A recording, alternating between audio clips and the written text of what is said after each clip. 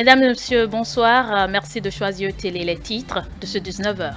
La communauté estudiantine de l'université d'Abomey-Calavi réaffirme son soutien au duo Korowe-Agossa. Le duo a partagé sa vision et le contenu de son projet de société avec les étudiants de l'UAC. C'était à la faveur d'un géant meeting tenu ce dimanche. Le duo Djemba Runkpe a fait part de sa vision pour l'amélioration des conditions de vie des citoyens béninois. C'était en présence de ses militants. Et puis, Patrice Talon était dans la commune de Komé. Vous suivrez dans cette édition les impressions de quelques citoyens après son passage.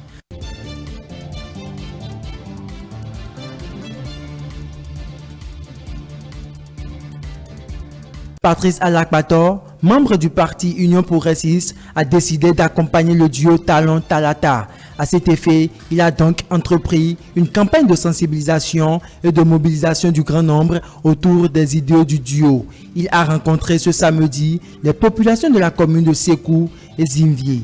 Les détails dans un instant.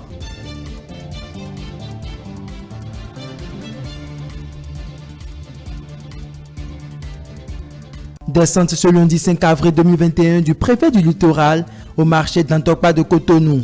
Il est allé témoigner sa compassion aux sinistrés de l'incendie survenu ce dimanche 4 avril 2021 dans le marché.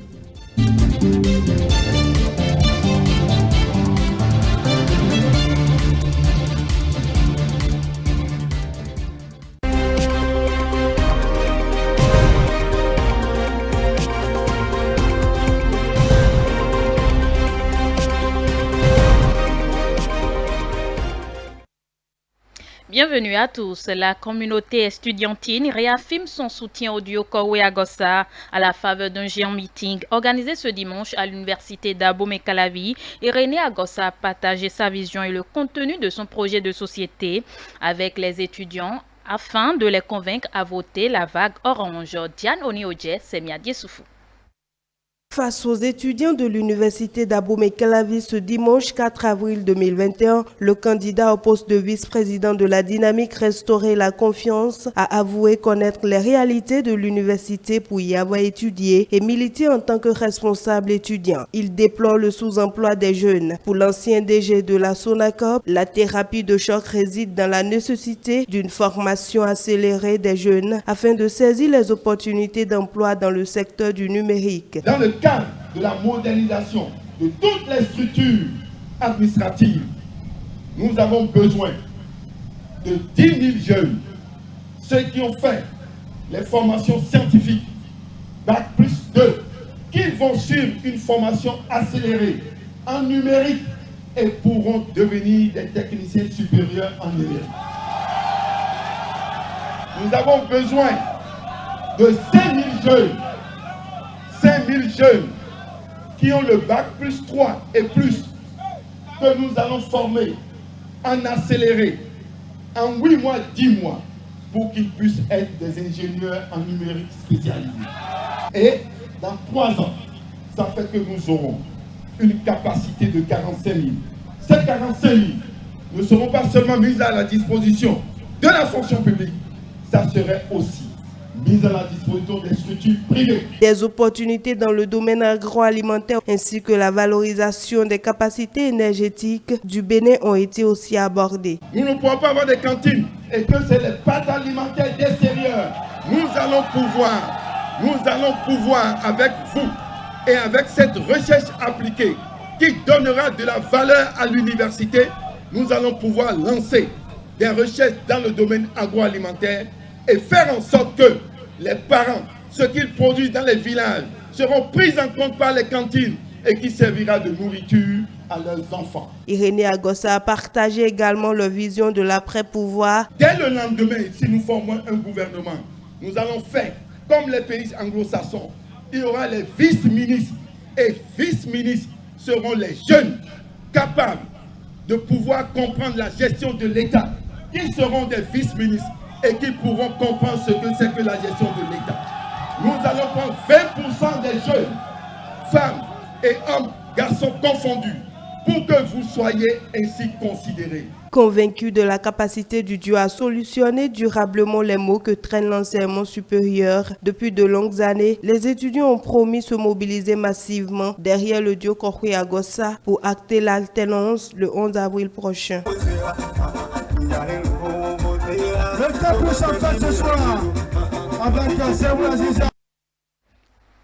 Irénée Agossa a également partagé avec les étudiants sa vision dans le domaine de l'emploi. Suivez un extrait de sa déclaration. Le pipe qui va conduire les produits pétroliers du Niger vers notre port, qui est un avantage aujourd'hui, a un problème de main-d'œuvre. Les jeunes qualifiés en numérique, en informatique, on n'en trouve pas. Et aujourd'hui, on veut aller recruter à l'extérieur. Cela n'est pas bon. Les soudeurs à l'arc qualifiés pour faire ce travail n'existent pas. Ainsi de suite, nous avons des emplois qui sont issus de ce projet, qui doivent permettre aux jeunes de s'en sortir. Et nous n'avons pas anticipé. Le pouvoir en place n'a pas anticipé. Et former ces jeunes pour qu'ils puissent avoir de l'emploi. Je dis que nous condamnons cela. Mes chers frères, l'avenir vous appartient. Je suis venu au campus, j'ai vu que les choses n'ont pas suffisamment changé. C'est vrai, nous avons une responsabilité puisque nous avons été responsables ici. Ce qu'il vous faut aujourd'hui, c'est la foi et l'audace.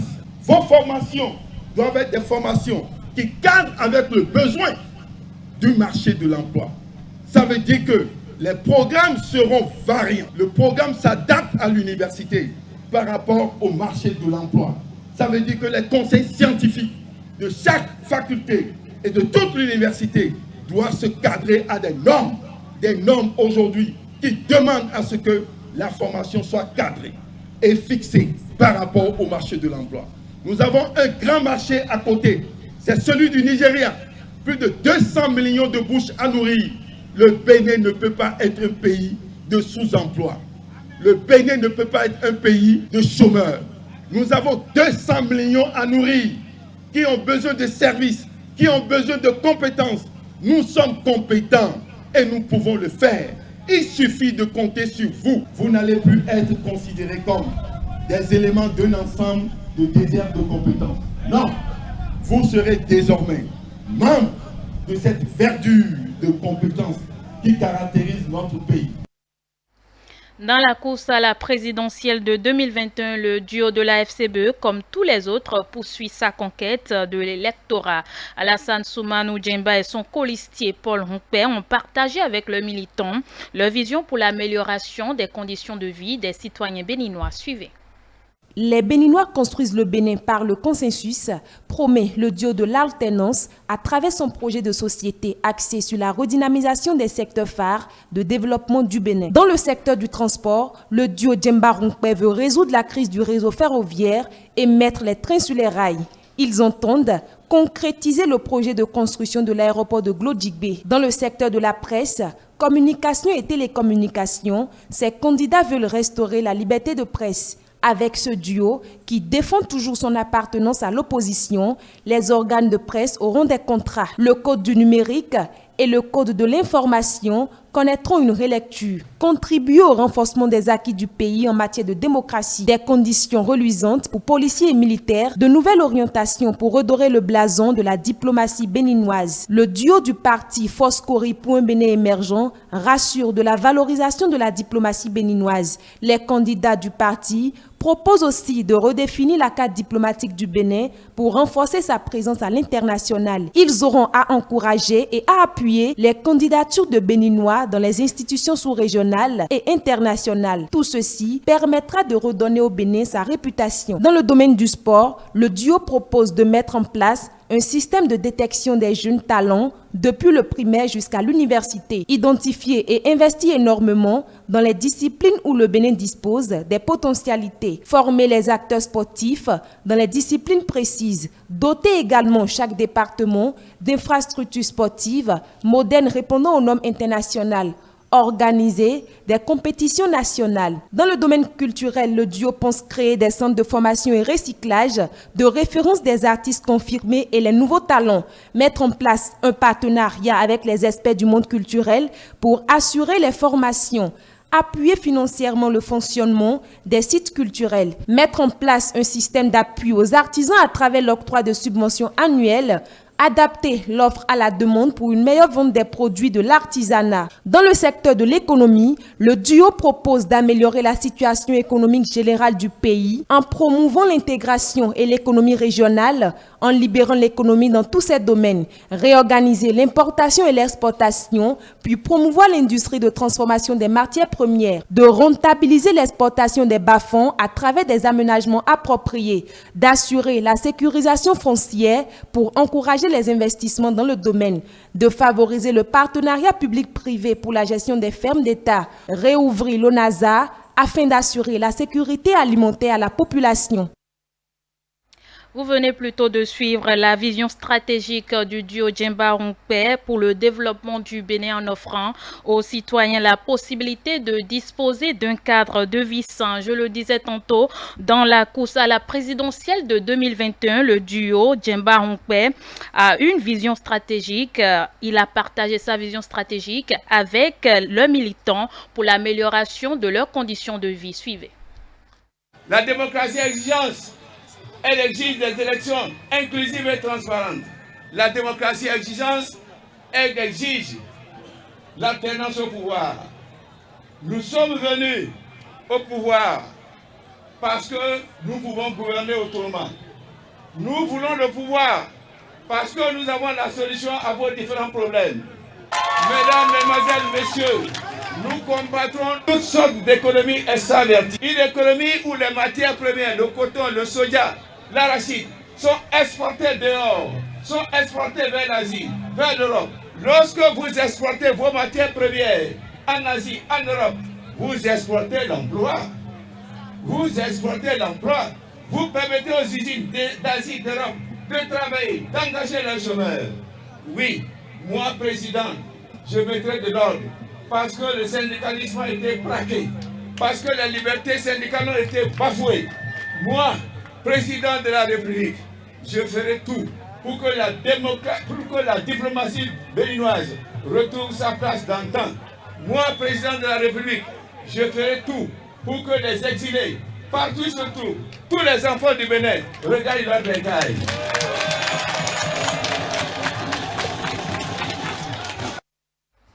L'équipe du duo Talon Talata a rencontré les militants de Kalale, Niki et Perere pour les inviter à voter pour la continuité des actions de développement entamées depuis 2016. Les trois localités ont promis de faire le meilleur score afin que le duo remporte l'élection au premier tour du scrutin du 11 avril 2021. Suivez.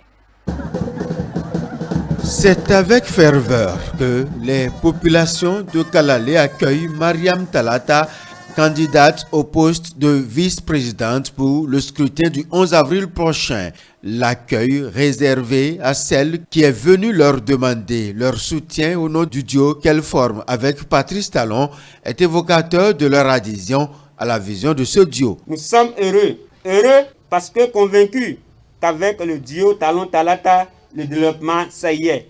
Oui, tout Kalale est en ordre de bataille pour une victoire à nul autre pareil. La vision du duo de candidature est expliquée de fond en comble afin que les derniers indécis opèrent le choix du développement. Mais quand on a faim, quand on a soif, quand on manque d'emploi, quand on n'a pas le minimum nécessaire, on se laisse acheter.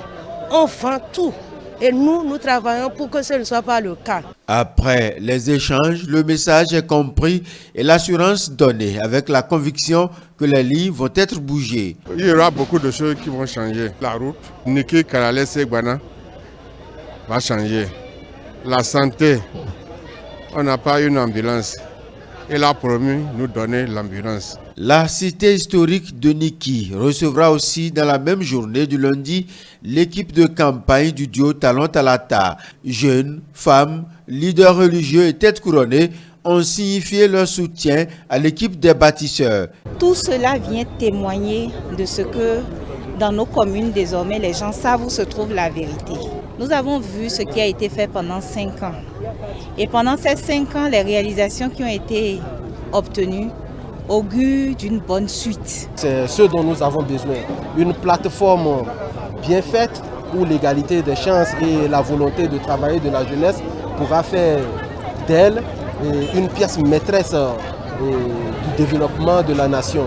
Perere compte aussi sur son développement, sur son assainissement et sur la construction d'infrastructures capables de changer le visage de cette commune, notamment la réalisation de la route qui le relie à Parakou non encore bitumée.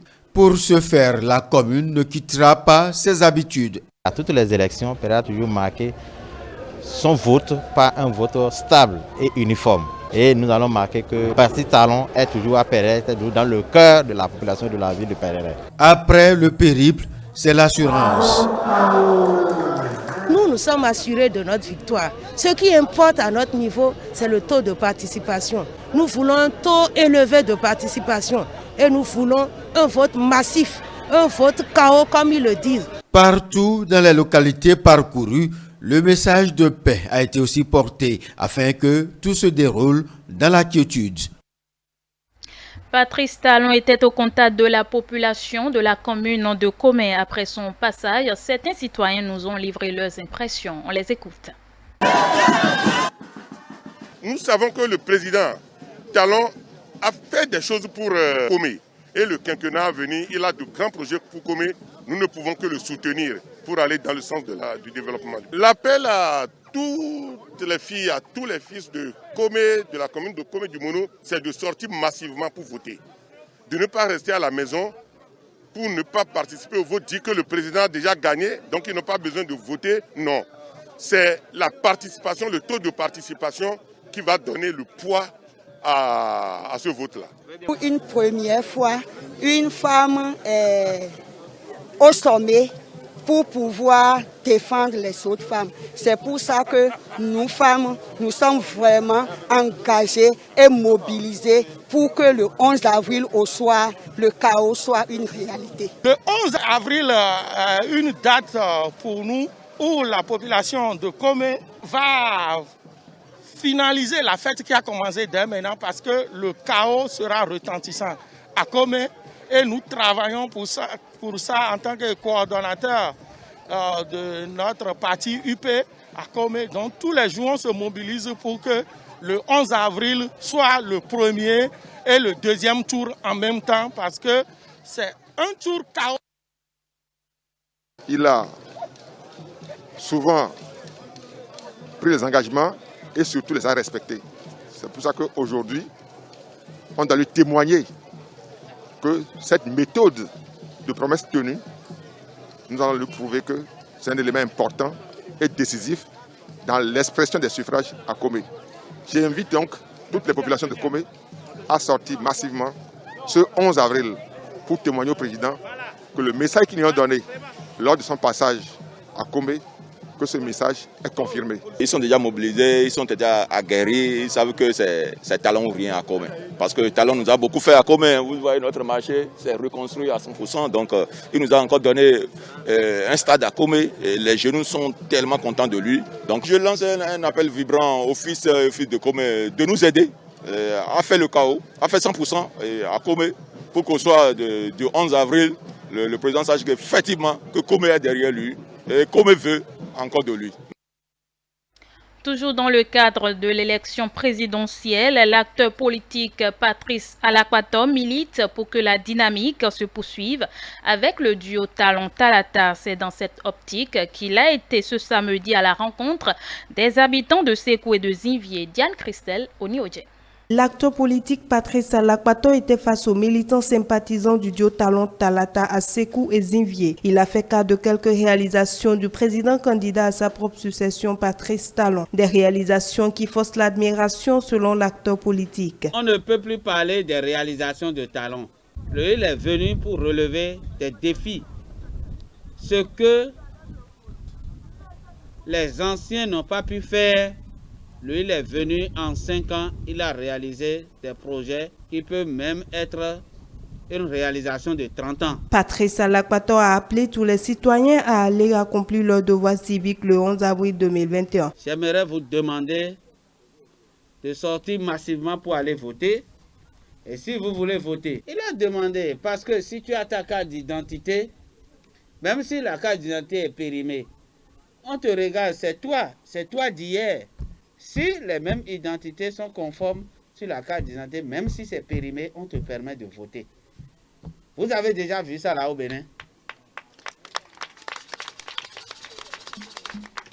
L'essentiel est qu'on constate sur ça que l'identité qui est sur la carte périmée là, que le nom correspond au nom qui existe sur la liste électorale. On te permettra d'aller voter. Convaincus de ce que la dynamique doit continuer, ces acteurs politiques ont sensibilisé ces militants à œuvrer pour la culture de la paix et à sortir massivement pour voter pour le duo Talon-Talata afin d'assurer une victoire retentissante au soir du 11 avril. Si vous votez Talon le 11 prochain, vous êtes en train de voter le développement. Le bon joueur là, c'est Tété, c'est Talon-Talata, point barre. Le reste là, qu'est-ce que ça va nous amener? C'est pour reculer encore. Zinvi et Sekou, à leur tour, se sont dit être prêts pour que la dynamique se poursuive.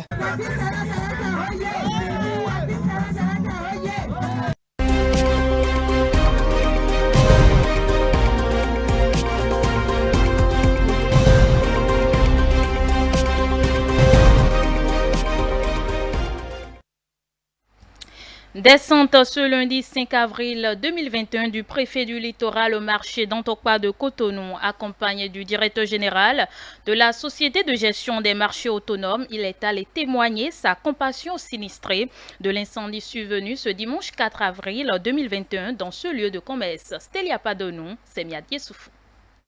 Des tonnes de céréales parties en fumée, des plats et ustensiles de cuisine calcinés, des magasins entiers réduits en cendres. D'Antokpa est en pleurs, précisément, les vendeuses et revendeuses de Podji. L'irréparable est déjà fait. Que le gouvernement nous vienne en aide. Nous avons perdu assez d'argent. Nous sommes endettés.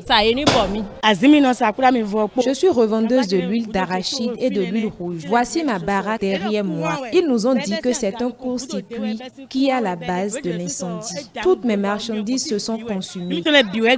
Le préfet du littoral et le directeur général de la Société des marchés autonomes ont fait le déplacement pour constater les dégâts et soutenir les sinistrés. Armand Gansé rassure de ce que les dispositions seront prises pour accompagner les personnes concernées. Nous allons inviter les sinistrés pour une séance de travail. Comme ça, ensemble, on va évaluer les dégâts, les préjudices causés par le feu. Et après avoir arrêté tout ça là, on va faire une séance de travail avec les éléments de l'Agence nationale de la protection civile. Et ensemble, nous allons évaluer les dégâts. Et ce n'est qu'après ça que nous allons décider de ce qui va se passer plus tard. On a besoin des ayants droit, des vrais sinistrés. Je n'ai pas besoin de ceux qui ont mis les boutiques en sous-location. J'ai besoin des vrais sinistrés. Si dans la salle demain à 10 h, je constate la présence de quelqu'un qui a mis sa boutique en sous-location, je l'envoie au commissariat. J'ai besoin des vrais sinistrés. Parce que la réunion qu'on veut faire demain, c'est pour évaluer les dégâts, les préjudices causés et pouvoir donner une suite à cela. Le préfet Jean-Claude Kodja est allé exprimer sa compassion et celle du gouvernement aux victimes. Pour lui, il urge que le marché d'Antokpa soit le plus tôt que possible délocalisé.